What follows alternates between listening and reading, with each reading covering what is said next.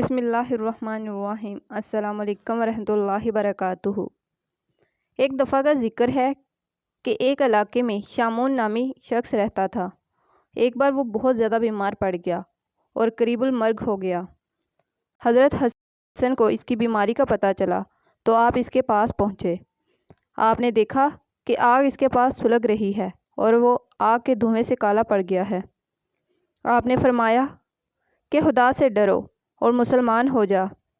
ساری عمر تو نے اس آگ اور دھوئیں کی پرستش کی، اب دین اسلام کو آزما، شاید خدا تم پر رحم فرمائے۔ شامون بولا کہ دین اسلام کی صداقت کی کوئی نشانی دکھائیے۔ آپ نے فرمایا، دیکھ تو نے 70 برس آگ کی پوجا کی اور میں نے ایک روز بھی نہیں اس کو نہیں پوجا۔ اب میں اور تم دونوں اس میں اپنا اپنا ہاتھ ڈالتے ہیں اور پھر دیکھتے ہیں کہ آگ کس کو جلاتی ہے اور کس کو چھوڑتی ہے۔ چاہیے تو یہ تھا تو اس کا پجاری ہے اس لیے وہ تجھے نہ جلائے، اور میں اس کا پجاری نہیں اس لیے وہ مجھے جلا دے۔ مگر مجھے اللہ تعالیٰ سے امید ہے کہ آگ مجھے ہرگز نہ جلائے گی۔ اگر تم میرے خدا کی قدرت اور اس آگ کی کمزوری کو دیکھنا چاہتے ہو تو دیکھ لو۔ یہ کہہ کر آپ نے اپنا ہاتھ جلدی آگ میں ڈال دیا۔ اور دیر تک اس میں ڈالے رکھا۔ شامون نے دیکھا کہ آپ کا ہاتھ بالکل نہیں جلا۔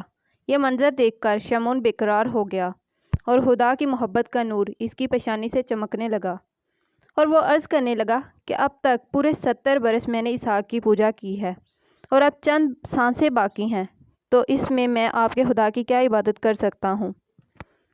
حضرت حسن نے فرمایا، تو اس کی فکر نہ کر، کلمہ پڑھ لے تو میرا خدا تجھ سے فوراً راضی ہو جائے گا اور پچھلے 70 برس کی آگ کی پرستش معاف فرما دے گا۔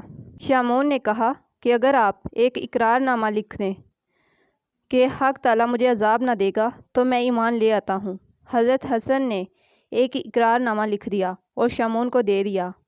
شامون نے وہ اقرار نامہ لے لیا اور کلمہ پڑھ کر مسلمان ہو گیا، اور پھر حضرت حسن کو وصیت کی کہ جب میں مر جاؤں تو غسل دینے کے بعد آپ خود مجھے قبر میں اتاریے اور یہ اقرار نامہ میرے ہاتھ میں رکھنا تاکہ کل قیامت کے دن میں یہ دکھا کر عذاب سے بچ جاؤں۔ پھر کلمہ شہادت پڑھا اور شامون مر گیا۔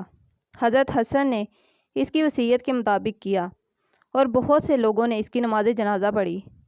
اس رات حضرت حسن نہ سوئے اور ساری رات نماز پڑھتے رہے اور اپنے دل میں کہتے رہے کہ میں نے کیا کیا؟ میں تو خود اپنی جائیداد پر قدرت نہیں رکھتا، تو پھر خدا کی ملک پر میں نے کیسے مہر کر دی اور اقرار نامہ لکھ دیا؟ اسی خیال میں سو گئے تو شامون کو دیکھا کہ تاج سر پر رکھے اور نورانی لباس پہنے بہشت کے باغوں میں ٹہل رہا ہے۔ حضرت حسن نے دریافت کیا کہ اے شامون، کیا حال ہے؟ اس نے کہا، آپ کیا پوچھتے ہیں؟ حق تعالیٰ نے مجھ پر بڑا فضل فرمایا ہے اور ایک بہت بڑے محل میں اتارا ہے اور اپنا دیدار بھی عطا فرمایا ہے، اور جو مہربانیاں مجھ پر فرمائی ہیں مجھ میں طاقت نہیں کہ بیاں کر سکوں۔